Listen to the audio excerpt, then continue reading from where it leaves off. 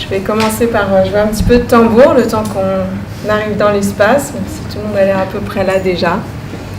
Donc vous pouvez fermer vos yeux et juste vous détendre et accueillir ce qui se passe en vous avec ce son.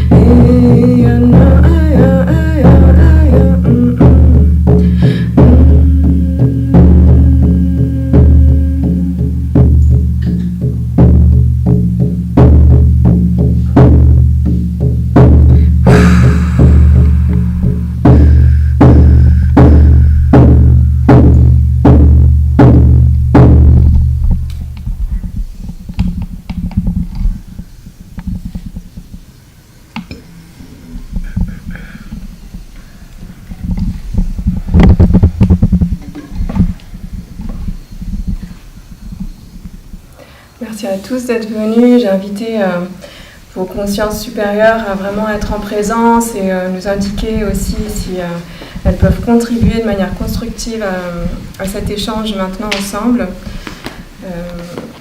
J'ai également demandé à l'héritage des consciences élevées, des Siddhas, d'ouvrir la porte pour ce partage, leur demander leur bienveillance et que les mots soient posés avec justesse et que nous ayons l'autorisation de regarder un peu plus de près leurs enseignements. Est-ce que tout le monde m'entend bien au fond de la salle ? Ouais.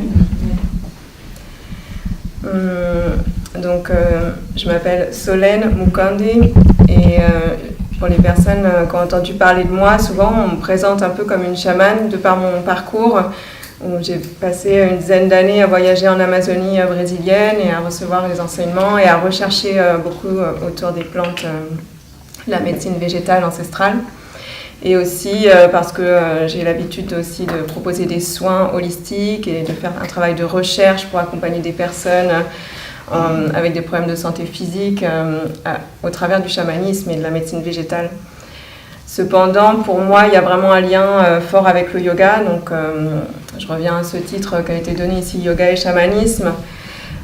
Pour moi, chamanisme, c'est une notion très floue qui peut vraiment englober l'approche yogique que j'entends, c'est-à-dire une perception du corps subtil pour comprendre l'être dans sa globalité, une perception de sa composante au niveau de son âme, de ses mémoires, du subconscient qui pèse, de son corps d'ombre. C'est également pour moi cette enveloppe chamanique, une manière d'accueillir pleinement l'équipage des maîtres yogis, des maîtres de conscience, notamment des siddhas qui se sont réalisés jusqu'au bout dans leur corps physique en termes d'alliés dans mon approche et dans mon exploration. Et pour moi, ça fait aussi vraiment sens, quand on parle de chamanisme et de yoga, de parler d'un certain art de vivre qui va soutenir ensuite ma respiration vers l'extérieur, dans le monde et à l'intérieur de moi. Donc tout ça, pour moi, ce sont des choses très liées. Et parfois, on dit que dans le yoga, on va moins utiliser des choses à l'extérieur, comme les plantes, comme les animaux totems, comme les minéraux. Et que dans le yoga, on va avoir vraiment un focus sur l'unité transversale, surplombante, et qu'on va vraiment chercher à être en lien avec l'unité, ce que veut dire yoga. Mais c'est une vision assez superficielle finalement et limitée, de voir simplement cette différence entre ces deux univers. Et en fin de compte, dans la médecine, notamment des siddhas, dont je vais vous parler un peu plus tout à l'heure, on utilise beaucoup des plantes et des minéraux. Et dans le chamanisme amérindien, tel qu'on en entend parler, souvent il y a la référence en priorité au grand esprit, donc à cette unité qui est en même temps transversale et se retrouve dans les plantes et les animaux, tous les règnes de la terre. Donc ça, c'est pour réunir un petit peu ces deux approches et pour aussi ouvrir la porte à ce message qu'aujourd'hui j'ai envie de porter autour des siddhas, et donc plus particulièrement du monde ancestral, antique et traditionnel du yoga, parce que pour moi, aujourd'hui, c'est vraiment ceux qui viennent me toucher dans mes rêves, dans mes méditations, dans mes expériences de vie. Je sens vraiment un rapport très rapproché avec eux, personnellement, en ce moment avec eux. Et donc pour vous présenter ces êtres en Inde, il est très courant d'accepter le fait que des êtres puissent être complètement réalisés. Donc siddha, ça vient du terme siddhi, qui sont les pouvoirs suprapsychiques. Et les siddhas sont ceux qui ont réalisé leur être jusqu'à obtenir ces pouvoirs suprapsychiques et en même temps les mettre au service du bien commun. Cette composante-là qu'on appelle le dharma, la voie vraiment du service désintéressé, elle est complètement liée à la possibilité de se réaliser complètement. Donc on ne va pas se réaliser et réaliser ses pouvoirs par pouvoir personnel. Ça ne va pas sans le service désintéressé.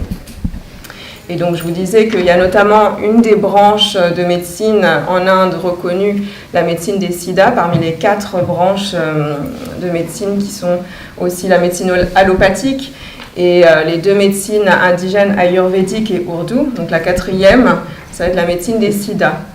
Ils ont laissé ces êtres qui se sont réalisés complètement des écrits sur des feuilles de palme, donc des sortes de manuscrits très anciens qui continuent d'être déchiffrés aujourd'hui et qui donnent lieu donc à une médecine tout à fait officielle et reconnue en Inde. Donc ça fait partie de vraiment la culture de ce sous-continent indien que de se référer à des êtres ayant atteint des super pouvoirs magiques, puisque c'est la thématique de cette rencontre ce week-end.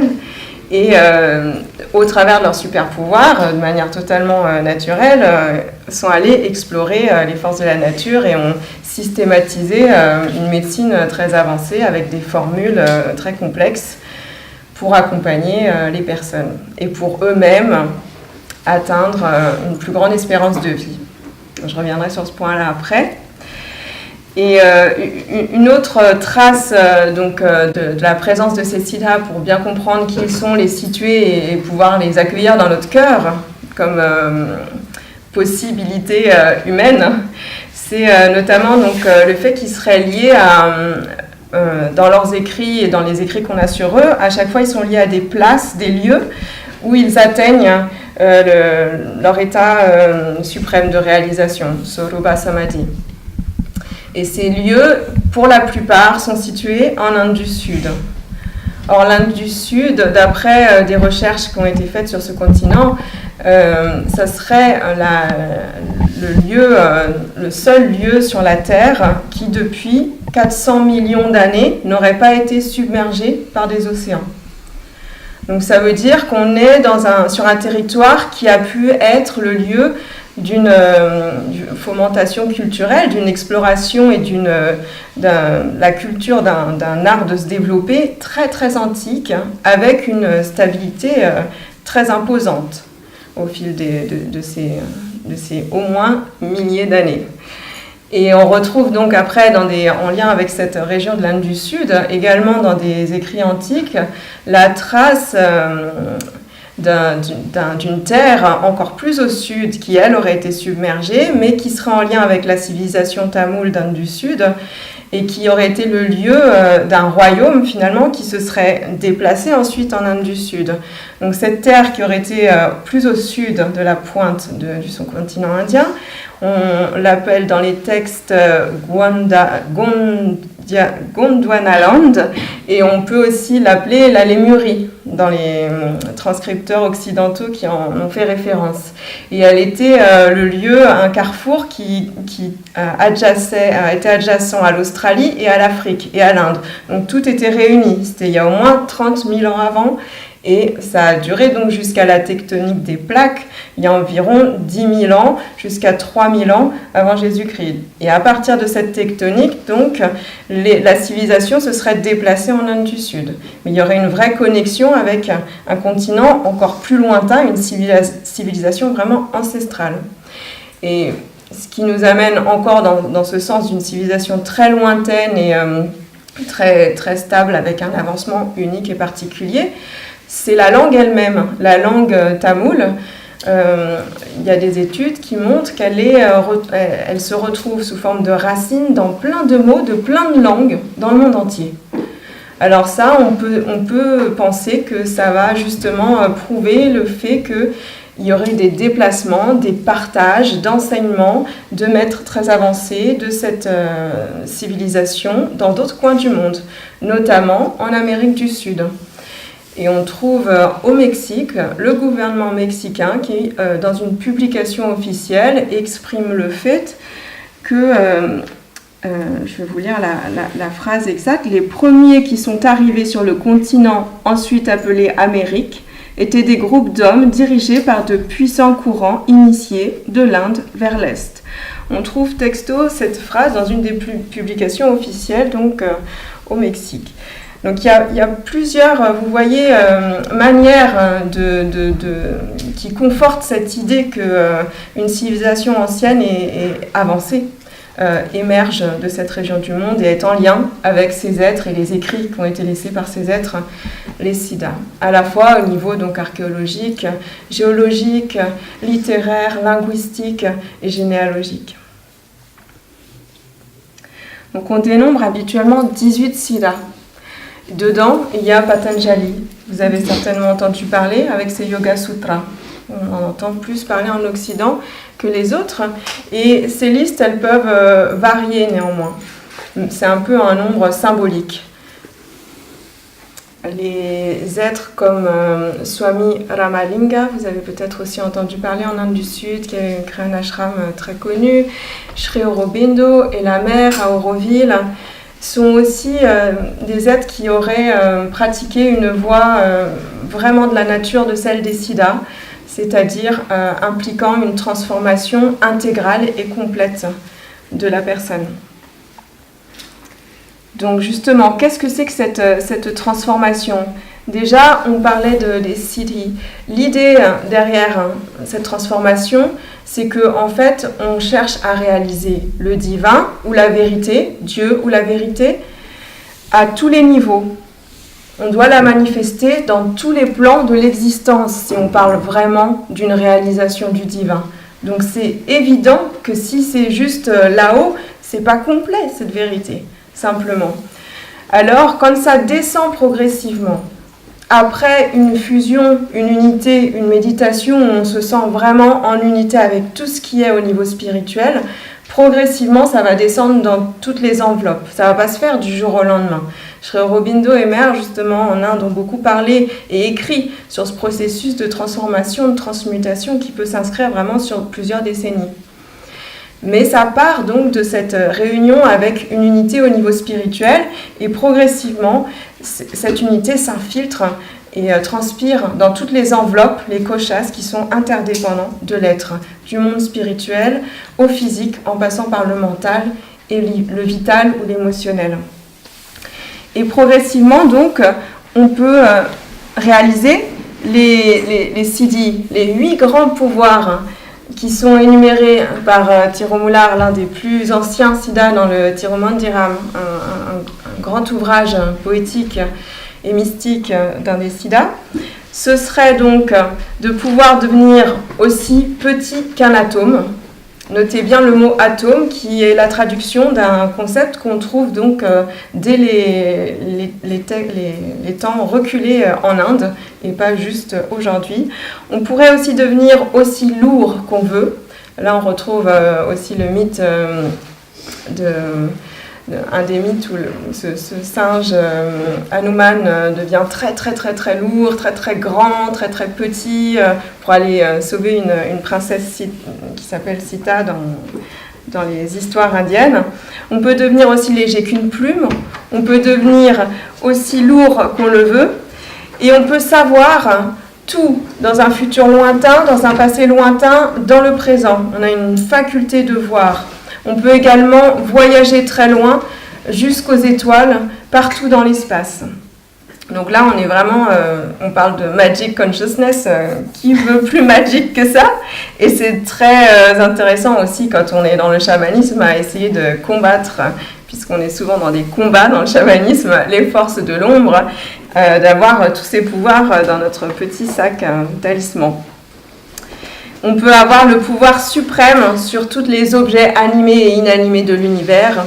Et le dernier pouvoir, c'est de pouvoir commander par la pensée et par le verbe, simplement, d'avoir ce verbe créateur dont on nous parle dans la Bible. Mais un des pouvoirs qui n'est pas ici nommé, mais qui est souvent, très très souvent évoqué par les siddhas, c'est justement donc celui dont je vous parlais tout à l'heure, Sorupa Samadhi, qui est cette immortalité physique. Donc là, ça va très loin et ça aussi inclut beaucoup de critiques, évidemment, et d'ignorance et de ridiculisation par beaucoup de personnes. Mais néanmoins, il y a encore une fois, quand on recherche, beaucoup de preuves qui vont dans ce sens-là. Et donc, notamment, c'est pris très au sérieux par le gouvernement du Tamil Nadu, dans la recherche au travers de la médecine Siddha et tout ce qui concerne la médecine dans les feuilles de palme laissées par les Siddhas, sur l'équation des formules qui permettraient une régénération et régénérescence complète de notre système physique. Donc depuis plusieurs décennies, il y a plusieurs institutions médicales officielles dans le Tamil Nadu, plus d'autres organisations privées, plus des musées et bibliothèques nationales du monde qui alimentent une recherche pour essayer de décrypter la formule de la vie éternelle d'une certaine manière. Alors, on trouve quoi dans ces indications de la médecine Siddha qui, déjà aujourd'hui, soignent beaucoup de maux que les 3 autres médecines qu'on trouve en Inde ne soignent pas. On trouve des herbes donc des plantes, on trouve des sels consolidés, on trouve le jeûne, on trouve les composants du corps lui-même, comme l'urine, on trouve des minéraux réduits en poudre par la calcination, des extraits d'essence, des pilules de mercure, on trouve le yoga et notamment des postures de relaxation, des mantras et la méditation. Et on trouve aussi le soin spirituel et magnétique direct appliqué par les siddhas eux-mêmes, ainsi que le diagnostic de la maladie, comme dans l'Ayurveda, par le pouls, par la lecture des yeux, par la lecture des excréments, etc. Et spécifiquement, donc, les traitements concernant l'immortalité s'appellent Kaya Kalpa, donc là on va encore plus loin, et pour aller dans ce sens-là, il est indiqué la préservation des énergies vitales par le pranayama et le hatha yoga, donc posture et technique respiratoire, la conservation et la transmutation de l'énergie sexuelle par le célibat et le tantra, donc savoir vraiment sublimer son énergie sexuelle, ça va être primordial pour être dans ce Tao de l'humain, complétude. On trouve également donc l'utilisation de sels minéraux à nouveau, de produits calcinés et d'herbes rares, de plantes rares de l'Inde. Et en même temps, donc, il y a toute cette recherche organisée et officielle autour de ces équations mystiques. On pense après dans l'univers du Kriya Yoga, telle que cette école dans laquelle je me trouve aujourd'hui pour apprendre davantage, que sans une synergie de compétences alliant la botanique et le yoga, par exemple, et aussi cet élan d'aspiration désintéressée, on ne pourra pas vraiment trouver le sens de ces équations. Et sans la guidance finalement des siddhas eux-mêmes qu'on trouvera par nos méditations, on aura vraiment du mal à aller jusqu'au bout de cette recherche et le résultat sera limité. Donc maintenant je voudrais faire un petit point sur l'enjeu de cette liberté absolue qui était le thème aussi de cette conférence, la liberté absolue selon les siddhas. Je pense que c'est une thématique qui est vraiment importante à soulever à l'heure actuelle, puisqu'on se trouve dans une sorte d'impasse à la fois planétaire et humaine, avec, comme tu le rappelais, vraiment l'Amazonie dans un état pitoyable, mais aussi au niveau humain, des guerres de plus en plus destructrices et un stress latent incomparable qui amène de nouvelles maladies graves. Et des désordres d'ordre mental complètement au paroxysme. Et en même temps qu'on voit tout ça, on a aussi le risque qu'une certaine partie de l'humanité très réduite devienne une sorte d'élite technologique qui détient toutes les clés et qui évidemment nous sert par des algorithmes très avancés, mais pas forcément dans la conscience et auxquels nous sommes finalement asservis. Donc tout ça pourrait vraiment peser une épée de Damoclès très très présente sur nos têtes. Et donc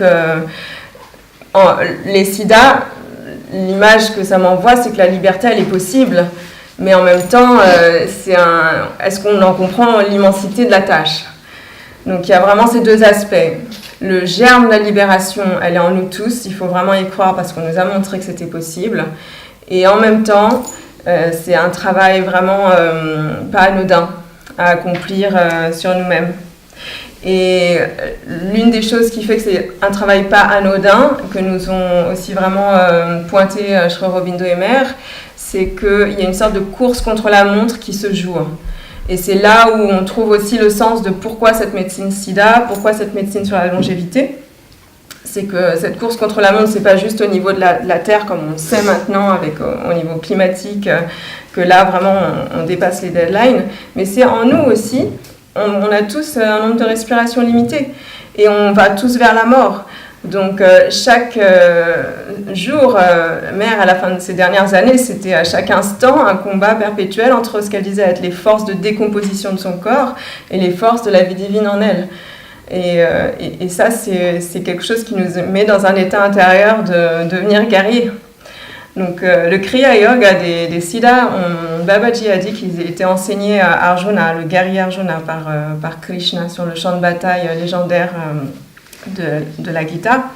Et on est vraiment dans cette complexité d'un yoga intégral qui, pour descendre au niveau du corps physique, doit s'attaquer à ce qu'on appelle le mental des cellules. Le mental des cellules, c'est des patterns très récurrents et très lourds. C'est ce qu'il y a de plus lourd à transformer en nous au niveau physiologique, qui n'est pas juste de notre individualité, mais qui est aussi du champ morphogénétique collectif.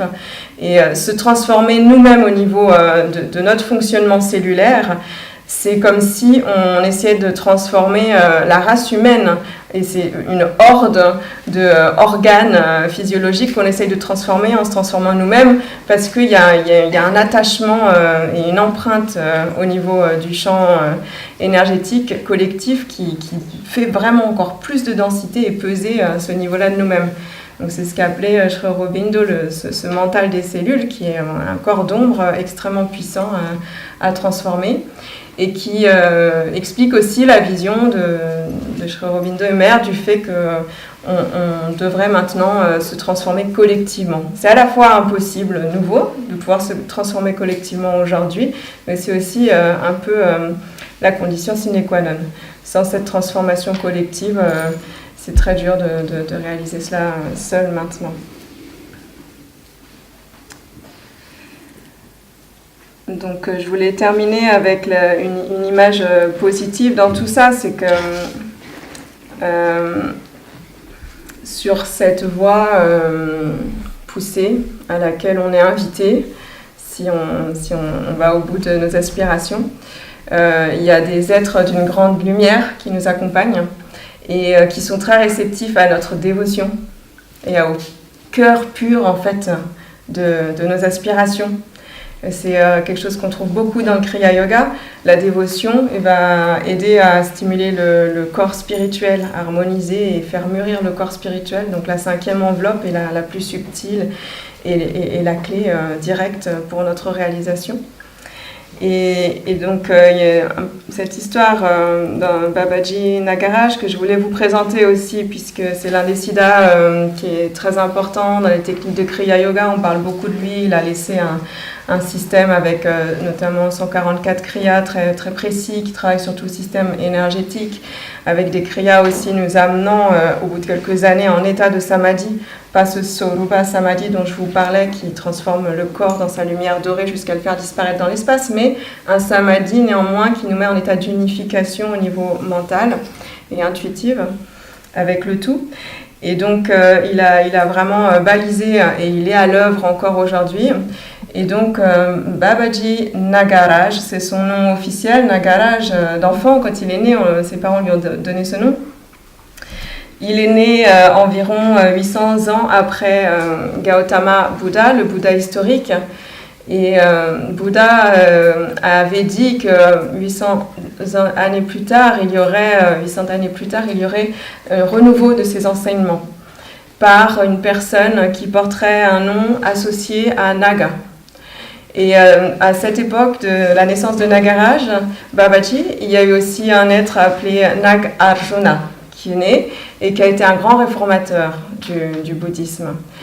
Mais l'un ou l'autre, ou les deux, pourrait être cette prophétie d'une rénovation et expansion des enseignements originels de Bouddha. Et donc il est né et dès ses plus jeunes années a commencé une longue quête spirituelle, beaucoup de pèlerinages dans des lieux sacrés, a rencontré d'autres siddhas qui l'ont enseigné. Et puis assez rapidement s'est retrouvé dans les Himalayas à Badrinath, un lieu aussi de pèlerinage très très important. Et il a pratiqué 18 mois, longuement, solitairement, sans pause quasiment. Il pouvait faire des pratiques de 48 jours sans s'arrêter, sans sortir de son assise. Donc toutes les techniques que les autres siddhas lui avaient transmises. Et il a atteint Sorupa Samadhi donc à ce moment-là, à cet endroit-là. Et puis ensuite, donc, pendant des siècles, il s'est manifesté et il s'est matérialisé pour initier certaines grandes âmes, certains grands prophètes comme Kabir notamment, Yogananda, Lahiri Mahasaya, Sri Yukteswar Et puis un peu plus récemment, sur la fin de ce qui nous concerne, en 1942 exactement, il a décidé de travailler au travers de 2 âmes pour donner encore plus d'expansion à son système, notamment donc, du Kriya Yoga et de ces Kriyas dont je vous parlais tout à l'heure, Giramaya, et puis au travers d'un journaliste, Neelakantan, qui était très connu en tant que journaliste et qui était aussi un ami du Premier ministre Nehru de l'Inde. Et c'était un homme qui était très malade. Les deux étaient malades physiquement. Mais ce journaliste, il avait des douleurs physiques vraiment terribles. Il avait de la dysenterie, il avait des ulcères sur les jambes, il avait des pics de fièvre très avancés. Et néanmoins, Babaji se matérialisait quasiment tous les jours dans sa chambre de méditation, qui était devenue un petit temple, dans sa maison familiale à Madras, pour lui transmettre, soit par la voix, soit télépathiquement, 3 livres qui ont été écrits donc, par Neelakantan sur des sujets que ce journaliste ne connaissait quasiment pas. Donc vous pouvez les trouver, trilogie de la voix de Babaji. Dont Yogi Ramaya donc, a dit plus tard qu'ils étaient des écrits très proches de ceux de la Bible et très inspirants qui pourraient toucher beaucoup de monde. Et quand il se matérialisait, il était toujours très touché et ému émotionnellement de voir son disciple se donner malgré sa souffrance physique. Et donc on dit qu'une fois notamment, il en a pleuré de joie. Babaji, ses larmes ont coulé sur les pieds de son disciple.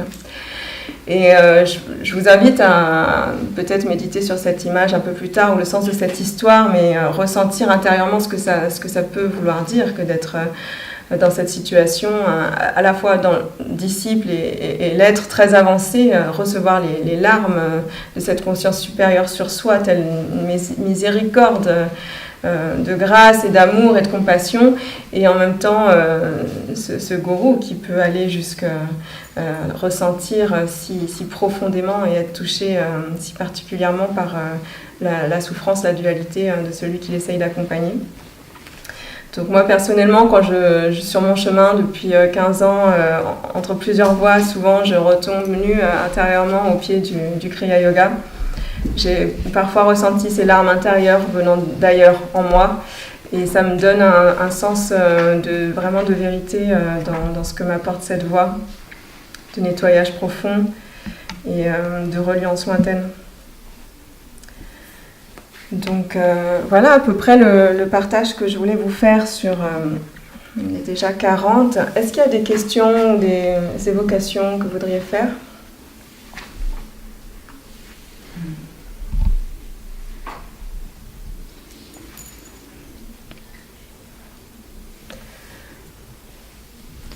Enfin, moi, ce que je voulais dire, c'est que les maîtres rappellent quand même très souvent qu'on a tous un pouvoir de création et qu'on doit créer ce nouveau monde et de créer. C'est pas possible de rester dans celui-là, quoi. Je veux dire, de la transformation, d'envoyer la lumière, de devenir des piliers de lumière, voilà. Et puis, là, c'est d'utiliser notre pouvoir de création comme méditation, c'est de créer ce nouveau monde. Parce que rien que par le fait de le penser, il est déjà là. Et que si tout le monde s'y mettait, on peut tout changer. Voilà ce que je voulais dire. Merci. Pouvoir créer. Alors travaillons.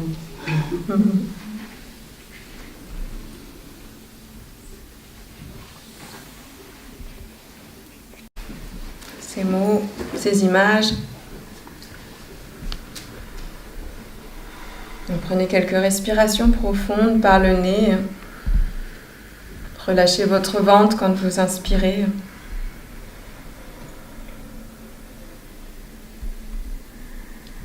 Et expirez vraiment jusqu'au bout. Contractez votre ventre sur la fin de l'expiration.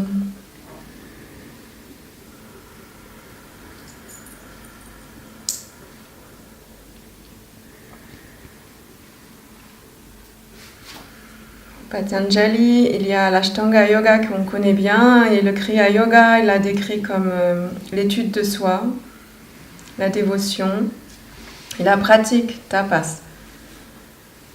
Cette étude de soi, pouvoir regarder où on en est maintenant, avec humilité et responsabilité.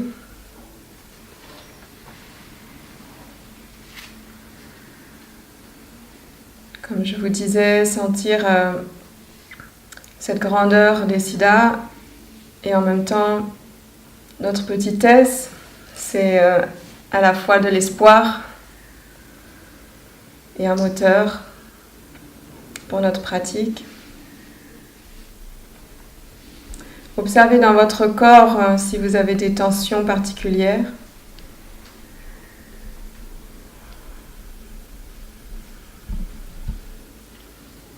Observez votre vie avec neutralité, juste prenez note. Vous pourrez écrire au quotidien les endroits où vous sentez que vous bloquez.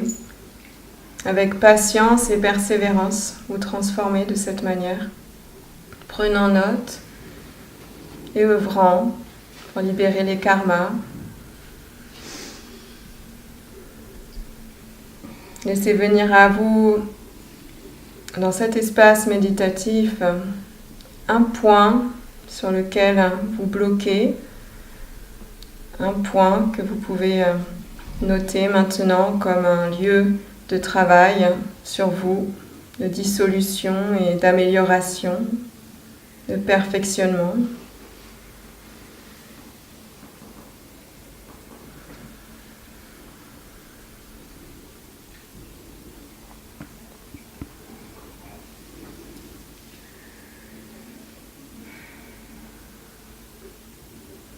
Et simplement revenez à cet état d'observation, ce ciel sans tache en vous, ce regard posé sur les choses, serein,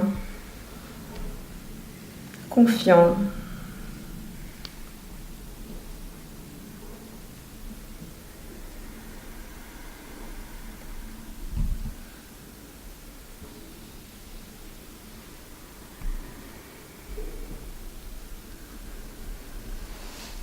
Pendant quelques respirations, suivez le va-et-vient de votre souffle naturel sans le changer.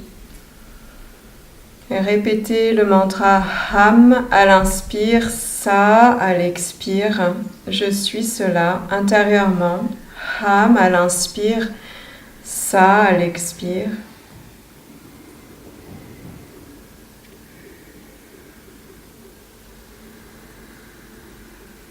Voilà un outil que nous pourrions utiliser comme une pratique.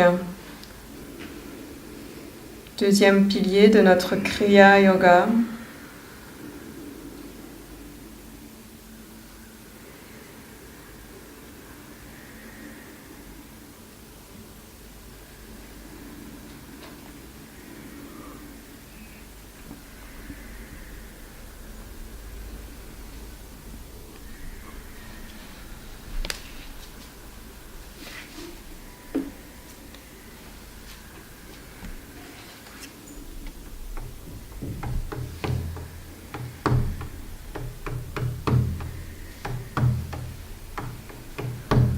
Puis avec votre compréhension de ces univers subtils plus élevés que notre conscience ordinaire, je vous laisse souffler, émettre un son, quel qu'il soit, à l'écoute des autres sons, exprimant votre aspiration et votre dévotion. Vous pouvez, si vous le souhaitez, avoir l'image d'une montagne en haut laquelle se trouvent des êtres en assise, en conscience et en lumière, irradiant leurs rayons solaires sur le monde. Et vous vous présentez à eux, demandant leur grâce pour vous élever et permettre de résoudre vos points de blocage.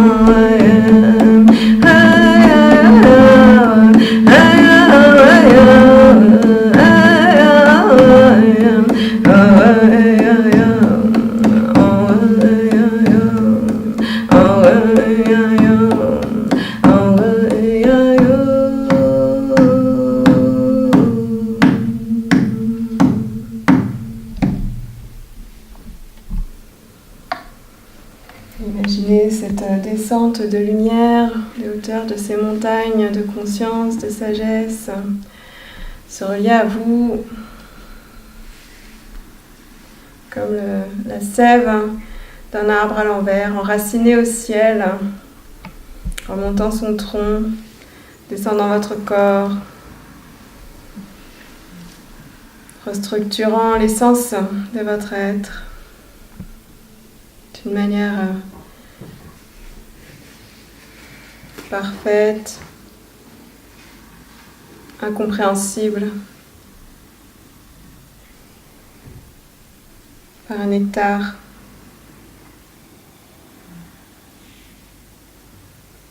D'ordre divin.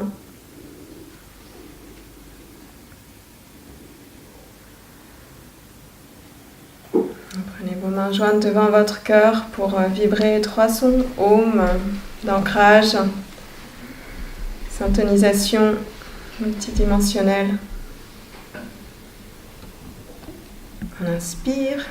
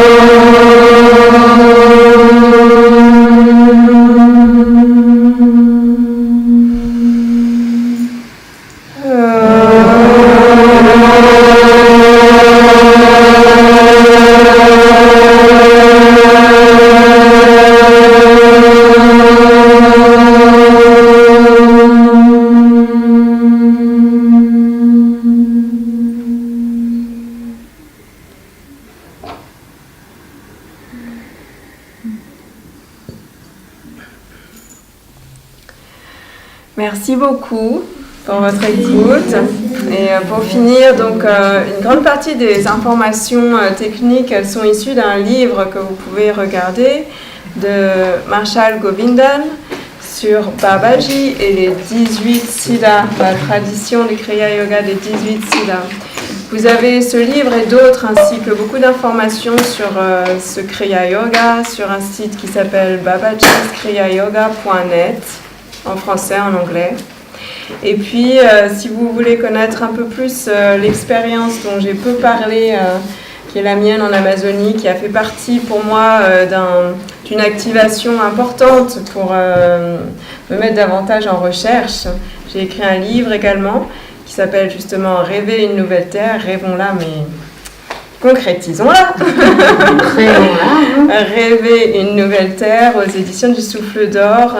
Et je ne sais pas s'il est encore en ligne sur le site, mais j'imagine que vous le trouverez facilement sur Amazon si besoin.